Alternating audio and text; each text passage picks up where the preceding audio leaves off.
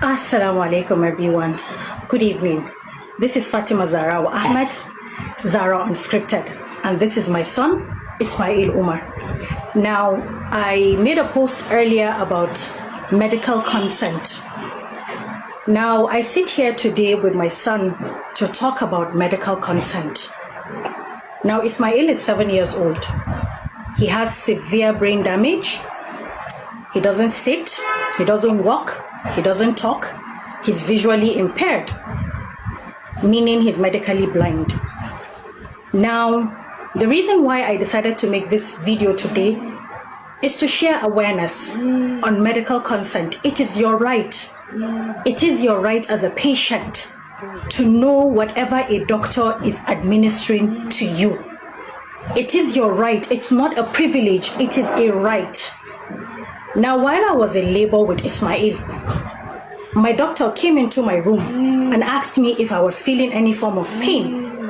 And I confirmed and affirmed that yes, I was in a lot of pain. Obviously, I am in labor. Labor is supposed to be painful. And this doctor reached out into his pocket, brought out an already prepared medication in a syringe.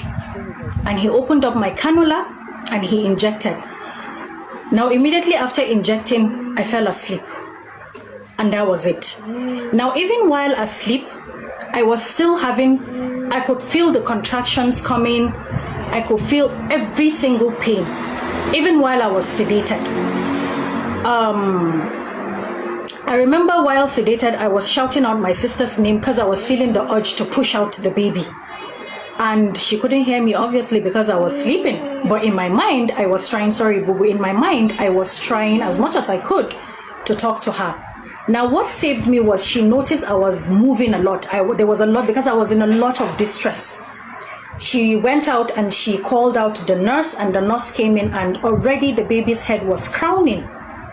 And she ran out, that's the nurse, and she called the doctor, and he said, no, he's timing. It's not time yet. And she said she has already seen that the baby is crowning. Meanwhile, my water has not even broken. And the doctor rushed in. She rushed back first before the doctor came in, and they held me. She held one hand, my elder sister held the other hand, and I walked. In that situation, at that position I walked to the labor room with the aid of my elder sister and the nurse. And the doctor came in immediately after they placed me on the bed. Now, at this time, I was already coming out of the sedation. They came in, the doctor came in, and before he could wear his gloves, because at that time my eyes were already open, and the baby just came out like he was pushed out by force. Because I had a very big push and he came out. Now, when he came out, he wasn't breathing. There wasn't any form of life.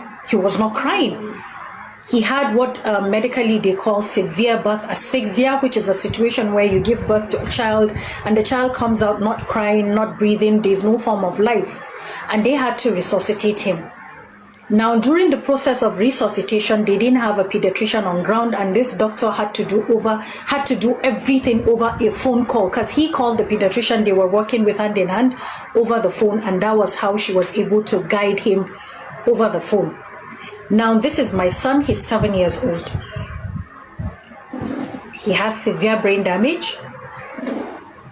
All his life, he has lived in constant pain, because he has spastic cerebral palsy, which is a cerebral palsy that makes you extremely stiff. He has had 2 surgeries so far. Sorry, boo-boo. He has had 2 surgeries so far. One was for undescended testes, and the other one was a stem cell that we had to do to improve the quality of life. Sorry, boo-boo. Now, cerebral palsy does not have a cure, because it is a brain damage that is irreversible. He's in discomfort. But I want you people to see, this is what lack of consent from a medical doctor cost my family. This is it. What will it take a doctor to explain to you that after giving you this injection, you will fall asleep, and after you fall asleep, definitely there's not going to be supply of oxygen to the brain of the fetus you're carrying. And this is the result. This is the consequence of an action of one human being who decided to take matters into his own hands without looking for consent, without seeking for consent from me, the person that was in labor, without even actually informing me what it means for me to be sedated while in labor. This is 7 years of pain and torture and agony. This is 7 years. This child does not know what I look like.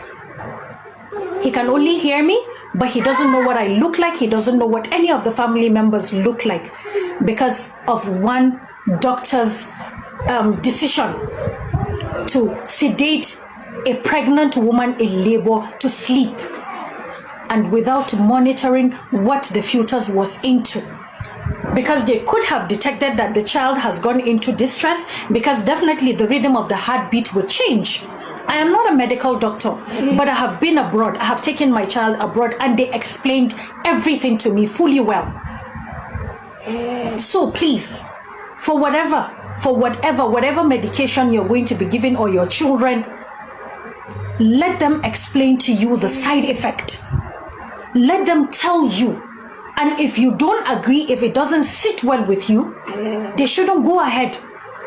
Because this is something that we have to live with for the rest of our lives. This is a beautiful child. This is a very, very beautiful child. And alhamdulillah for Ismail. But I'm using this medium as an advocacy for people to see the pains we go through because someone decided to do something off the record. Someone decided to do something without seeking the advice of the parent, without telling the person the side effect of that decision he took at that point. I hope and I pray, truly Nigeria never happens to you, because this is me, this is my son Ismail, and Nigeria happened to us.